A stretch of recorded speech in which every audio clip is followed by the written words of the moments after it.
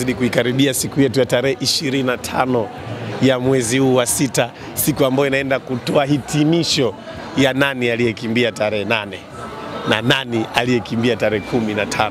Kana mnabashasha sana mkizungumzia hiyo tarehe, kwa sababu ni kitu pekee ambacho kinaenda kuamuliwa na dakika 90.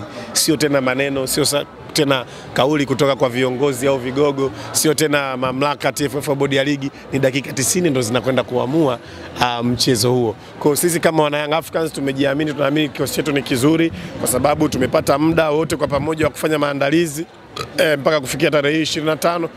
Kwa naamini tutaenda kuwa na mchezo mzuri. Sisi kama Young Africans tumejipanga vizuri kuchukua alama hizo 3 na kumzaragaza mtani wetu. Kwa sababu huu ni mwendelezo wa kuendelea kukusanya zile alama zetu 9, lakini pia tunamsubiria mtani wetu atupe alama zetu 3 na kutupa ukubwa wetu. Na wape ukubwa? Anatupa alama 3 na ukubwa wetu anazidi kudhihirisha. Sawa Baraka.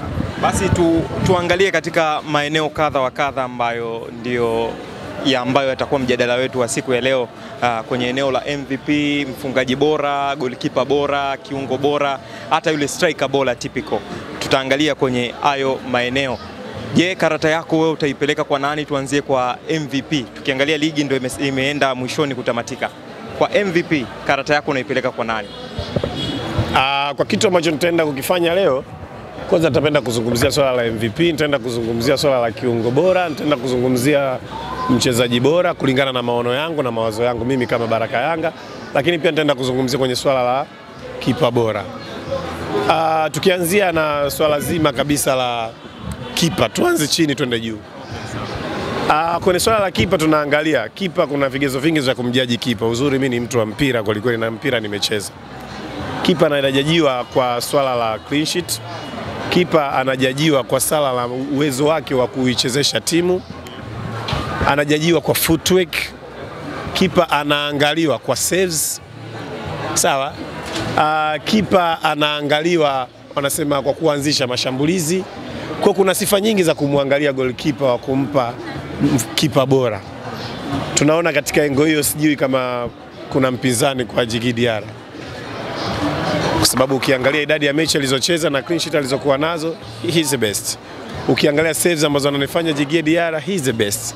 Ukiangalia namna anavyofanya footwork zake uwanjani kuanzisha mashambulizi na namna anavyoorganize timu yake na kushirikiana na backline yake, he is the best. Tukija katika upande wa kiungo bora, tubakie hapo hapo kwanza Baraka. Kwenye clean sheets, Musa Pinpin Kamara anamzidi clean sheet Djigui Diarra kwa clean sheet 18, Djigui akiwa na 16. Hiyo sio tafsiri sahihi ya kusema Pinpin Kamara ni goalkeeper bora? Nikuulize swali. Mechi mmecheza mmetoka bila. Afu mechi mkacheza mkatoka 5-1. Ipi mechi ya muhimu kwenu? Yaani ucheze mechi utoke bila. Kipa ana clean sheet, si ndio?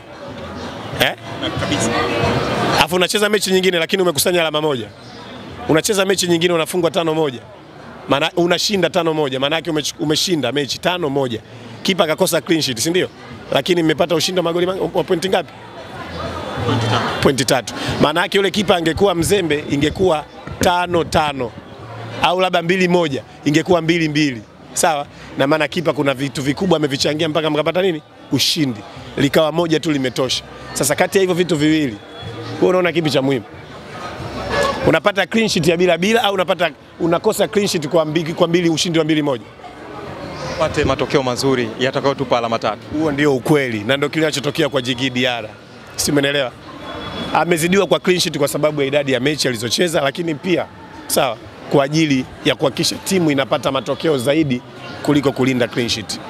Kwa hiyo anahakikishaje timu inapata matokeo zaidi? Ni moja ya watu ambao wanaanzisha pia mashambulizi pale Young Africans, lakini moja ambaye anaicontrol vizuri safu ya ulinzi, lakini moja pia anaweza kutengeneza ni kipa mwenye footwork nzuri ambayo anatengeneza watu waanzie nyuma, building up inaanzia nyuma.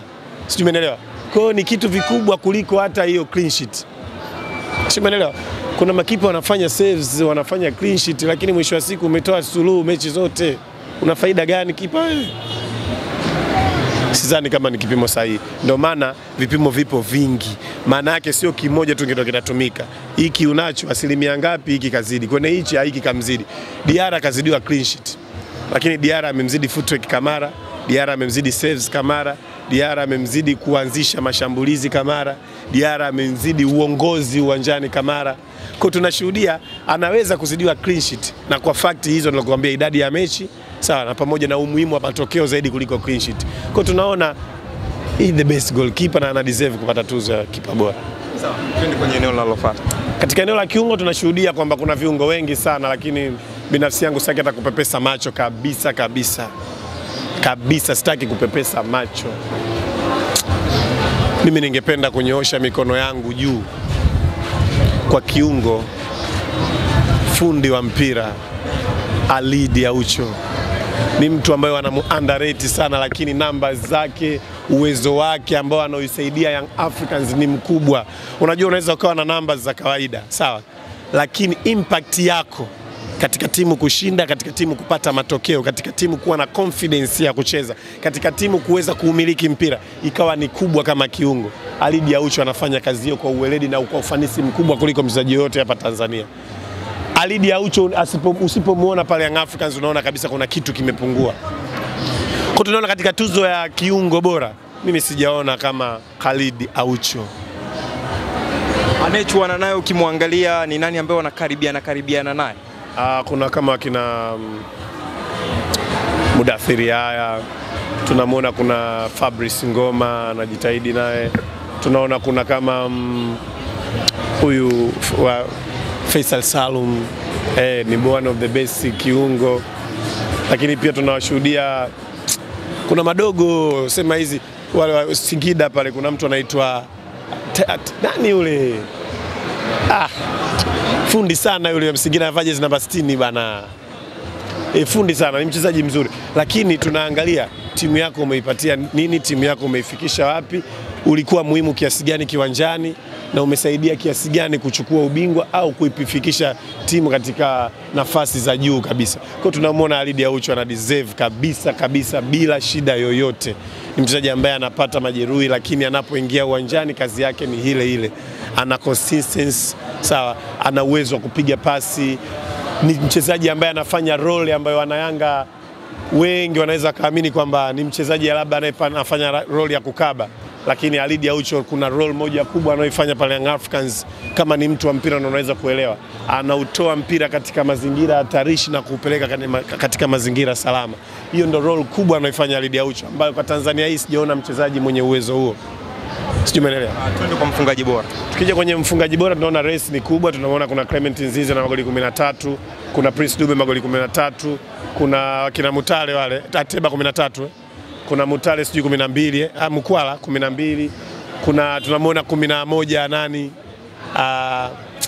Pacome Zouzoua, tuna kina Djibril Sila 11 sijui lakini pia tunamwona kuna John Charles Ahoua. Mimi nimemtaja wa mwisho, unajua kwa nini?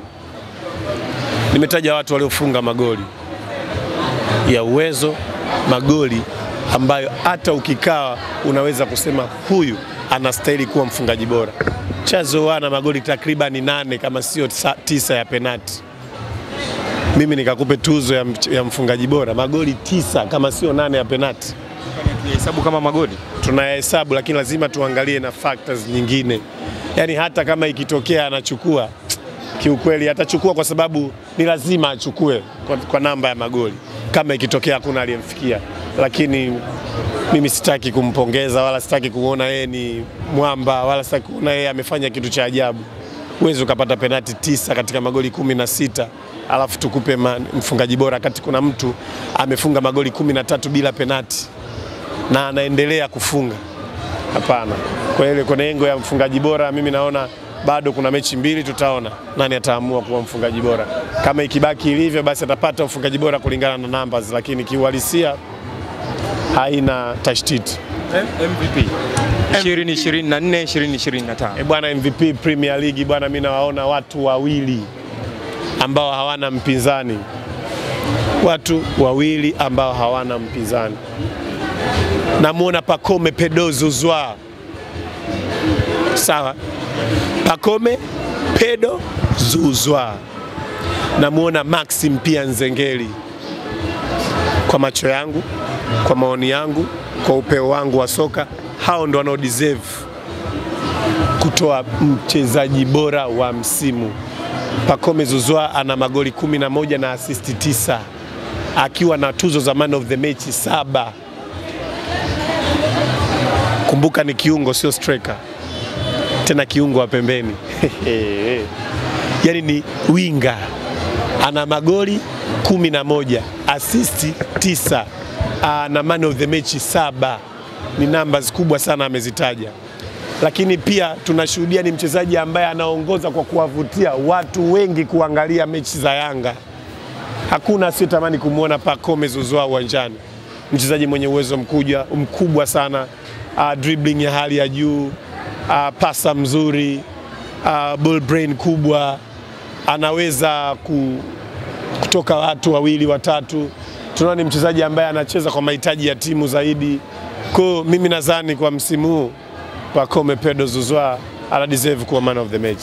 Ana deserve kuwa mchezaji bora wa msimu. Japokuwa kuna maswali na hoja, nadhani hata wewe ni hamu yako kuniuliza kuhusu Jean Chazawa. Tamuongeza na Faisal. Na Faisal Salum Feitoto. Ni kweli Faisal Salum Feitoto, hata mimi nilipaswa niweke watu watatu ambao alipaswa kuwa Maxim pia Nzengeli, Pacome Pedro Zouzoua na Faisal Salum Feitoto. Feitoto personally amefanya vitu vikubwa, vitu vizuri sana na ameonyesha uwezo mkubwa sana. Lakini ukija kwenye team wise, timu yake tunashuhudia ikiendelea kusuasua, akiendelea kutokuwa na matokeo mazuri na kuendelea kupata shida sana mbele ya hivi vilabu vidogo vidogo. Kwa tunaona ni kwamba ni mchezaji mwenye uchango mkubwa kwenye timu, lakini timu inamwangusha Faisal Salum. Timu iliyopo inamwangusha sana sana sana. Pacome anafanya vizuri kwa sababu ya uwezo wake mkubwa aliokuwa nao, lakini pia timu inamsapoti kulingana na mazingira mazuri ya wachezaji wenye quality kubwa na uwezo mkubwa ambao wanashirikiana nao. Lakini pale Azam tunashuhudia wachezaji wengi sana quality yao haziendani na Faisal Salum Feitoto. Feitoto ni mchezaji mkubwa sana. Kwa mimi naona ameshindwa kukompiti na Pacome kutokana na timu kumwangusha, lakini pia kwa uwezo binafsi nadhani mwenyewe anakiri kwamba Pacome Pedro Zouzoua ni mchezaji mzuri. Lakini katika huyu Chazi au mama yangu, one of the mchezaji wa kawaida, yani ni mchezaji ambaye kwanza mimi nawashauri Simba Sports Club au watani zangu wamfukuze. Mimi nadhani inabidi wamfukuze. Yani wamfukuze kabisa kabisa kabisa. Ni mchezaji ambaye hadeserve kuwa mchezaji tegemezi pale Simba. Hebu tuashumu penalti zisingekuwepo, wangeendelea kumtaja na kumuimba Jean Chazawa? Mchezaji wa kawaida sana, mchezaji ambaye yuko very slow, ni mchezaji ambaye hawezi kwenda na yani ile wanasemaje, speed ya timu, yani timu inavyotaka anashindwa kwenda nayo. Mara kibao nimemshuhudia Simba akiangushwa na Jean Chazawa. Kwa mimi kwangu naona ni mchezaji wa kawaida sana ambaye anastahili pengine kucheza labda KMC, Namungo, Mtibwa, madaraja, kwa sababu hata Azam sioni akapata namba kwa Faisal Salum. Ukija pale kwa Singida Big Stars sioni akapata namba mbele ya wale watu pale Singida. Kwa hiyo ni mchezaji wa kawaida. Kwa katika resi hii ya mchezaji bora mimi nadhani hawa watu watatu mimi nawapa kipaumbele, lakini namba moja wangu atabaki kuwa Pacome Pedro Zouzoua. Tumalizie kwenye eneo la mwisho, striker typical. Kwako nani unamuona ni bora? Kwa typical striker sio siri bwana, Prince Dube Mutamba lile. One of the best striker. Ameanza kwa kelele nyingi sana, watu walimbuu, tena majeruhi akiwa yamemwandama, lakini ana magoli 13, ana assist zaidi ya 8. No, ana assist 9 kama sio 10. Prince Dube, sawa? Lakini pia ni mchezaji ambaye anaongoza kutengeneza chance. Hata asipotoa assist anatengeneza chances, a good chance creator. Lakini pia ni mchezaji ambaye anajua kuimiliki safu ya mabeki ya timu pinzani. Kwa kwangu mimi Prince Dube ni top striker in our country. Ni mchezaji ambaye ana deserve kuwa the top striker kwenye nchi yetu na kwenye East Africa kwa ujumla, na ikiwezekana hata Afrika. Nani ambaye unaona kidogo wanaweza wakachuana kwenye kinyang'anyiro hicho? Kuna Clement Nzize, ni kijana mzuri, anafanya vizuri sana. Sema tu kwa sababu Yanga ina watu sana. Lakini Nzize angekuwa kwenye timu nyingine, Nzize angekuwa sasa hivi anaimbwa, anapigiwa makelele. lakini Nzize kwa sababu kuna watu, Yanga ina watu, Yanga inatia pesa kuleta watu. Yanga hiyo ina Chama, Yanga hiyo ina Pacome, Yanga hiyo ina Aziz Ki alikuwa aliondoka yule. Yanga hiyo ina kina Max Nzengeli, Yanga hiyo ina kina Clatous Chota Chama. Jamani, sio mchezo, kuna kina Prince Dube. Kwa unaona ni uwezo na watu ambao wapo pale Young Africans wanasababisha kidogo nyinyi mkamuona Clement Nzize anapata matabu kidogo, lakini ni one of the good striker, kwa sababu sio striker tu anaweza kukofa kama wing, anaweza kukofa kama number 10 striker. Nzize ni mchezaji mzuri sana, ni kijana ambaye ni hazina ya taifa. Wanayanga tunajivunia na taifa linajivunia. Shukrani sana Baraka kwa tathmini yako. Lakini pia ningependa kumuona kijana wetu Beno Ngasa. Naomba hii mfikie, one of the best, one of the talented wing kwenye nchi yetu. Anachezea timu ndogo lakini uwezo wake ni mkubwa sana. Mimi nadhani watu waweke macho, yani watu tutupe macho vizuri, tuangalie vizuri. Ana kiwango kizuri sana, naona anafuata nyayo za legendary wa Young Africans. Shout out kwako Beno Ngasa, una kiwango kizuri, unacheza mpira mzuri, unajiamini, unaweza kudrive timu, unaweza kukimbia, una speed, una accuracy kwenye kupiga. Mimi nakupa shout out zote na naamini siku moja utalindima kwenye viwanja vya Twiga na Jangwani. Kariakoo. Kariakoo. Shukrani sana bana. Asante sana.